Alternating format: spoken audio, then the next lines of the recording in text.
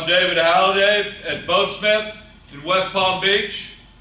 I'm here today to kind of give you a status report where we are on our Ariki 48. We've moved the boat back indoors.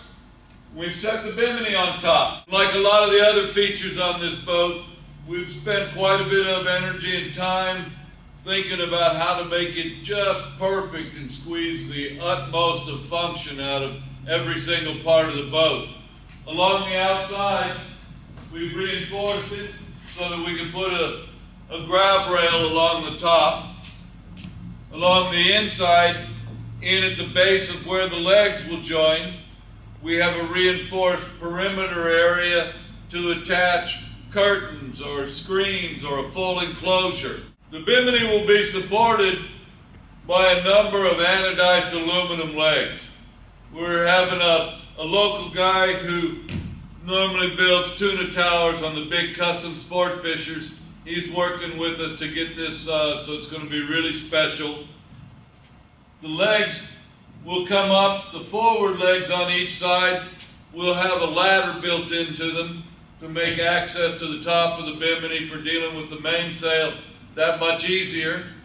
They'll also come out, there'll be 3 legs along this side as well as the other side. Those create a great framework for curtains, side curtains, or screening, or a full canvas enclosure.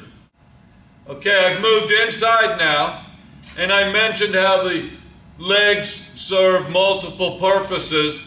The perimeter legs all serve as a framework for the enclosure, but this leg here comes from here down to here. It serves as a great handhold when you're moving from the cockpit up onto the foredeck. There's another pair of handles, one port and one starboard. Right here there's a leg. This serves not only as a terrific banister coming up out of either companionway, but it also is where the screecher tacks for going upwind in light air. And you want that screecher in at a pretty tight angle, and it does develop pretty high force, so this leg is helping to absorb that energy. We've switched ends now. This is the aft end of the Bimini. There are actually 5 legs that go across here. The 2 outboard ones are canted out at an angle. That's for the enclosure. That also triangulates the structure to keep it from racking side to side. We also have a vertical post here that comes down to the beam, and one in the center. We have a lot of beams here, but this takes the main sheet load. The main sheet traveler will be on top of the Bimini, with the main sheet coming down to a winch at either back corner. So it's double-ended, you can reach it from either side. And this post here, leg, provides just a great handhold as you traverse aft coming out of the cockpit. You also have one here in the center. This boat's going to get a very special cypress and carbon wheel. We'll start working on that this week. That'll be on the front here. We're working on the rest of the steering system.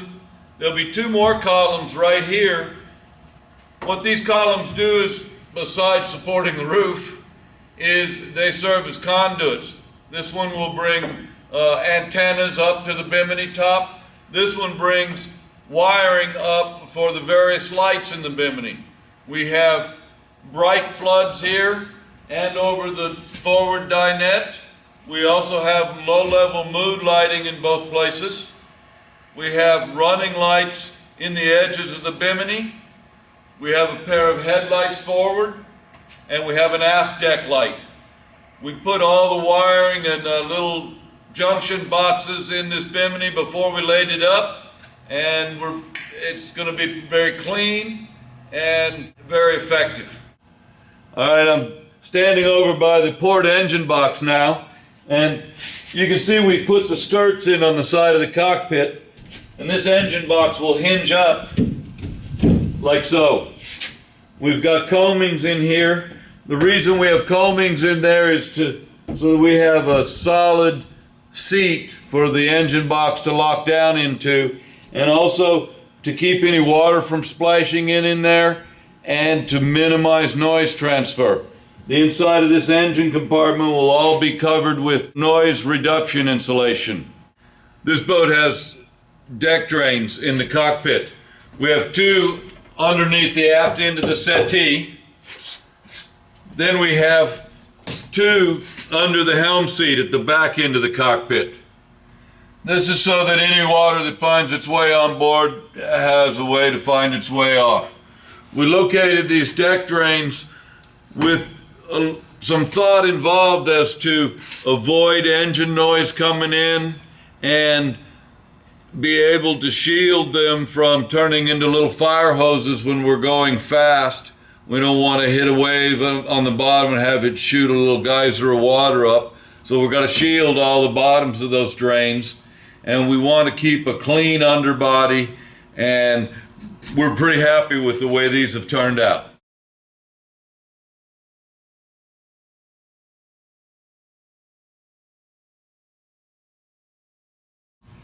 As we get this boat more completed, a lot more people are coming by to visit it and take a look at it and check it out. And you know, some of them ask me, David, why did you pick this design to build? And so let's just talk about some of the things that make this very, very special boat. One of them is the hull shape. The hull shape is a very forgiving, very rugged hull shape. It has long overhangs. That provides a lot of forward buoyancy. It has a deep flare to the hulls. Again, that provides more forward buoyancy. More forward buoyancy up front to keep the boat from tipping forward. It has more buoyancy in the back, more reserve buoyancy, so that when large overtaking waves come up from behind, the boat lifts up. With the boards up and the deep V hull shape, if you're hit from the side with a very large wave, the boat's going to have a tendency to slip as opposed to rolling over so much, digging in the leeward hull and rolling. It also, if you hit the bottom, you're not going to poke a hole in some soft round panel. It's a very rugged surface you're presenting to the bottom when you touch it. Also, with the boards up, the rudders and the motors are both well above the keels, so they're not going to be the first thing that gets hurt when you do hit the bottom. This boat can be pulled right up onto the beach, right up into shallow water. If it dries out, you wait for the tide to float it back out. The boat looks terrific. It has very rakish lines. It reaches out and it grabs people. The first Warham I saw reached out and grabbed me, and I like the way they look an awful lot. Beyond seaworthiness and aesthetic appeal, the open bridge deck provides 360-degree contact with the ocean. You can see what's going on. You can feel what's going on. When you're motoring along, sailing along with your friends, your family, and you say, hey, look at the dolphins over there. Your family's not behind the house. They turn their heads and they see the same thing you do. The visibility, when you're in an anchorage, you have complete view all the way around the boat, not just out the back door. When you're in an anchorage, you have the opportunity to have the breeze come all the way through. That's a very important thing. Keeps the bugs down, makes it more comfortable, keeps it cooler. Another great thing about this design is the sheer acreage of deck space.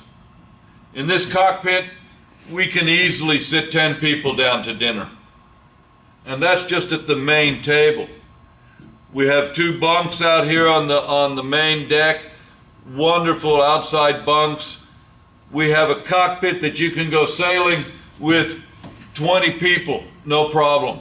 You can have 10 over for dinner, and then you have a really, really great environment for a live aboard couple.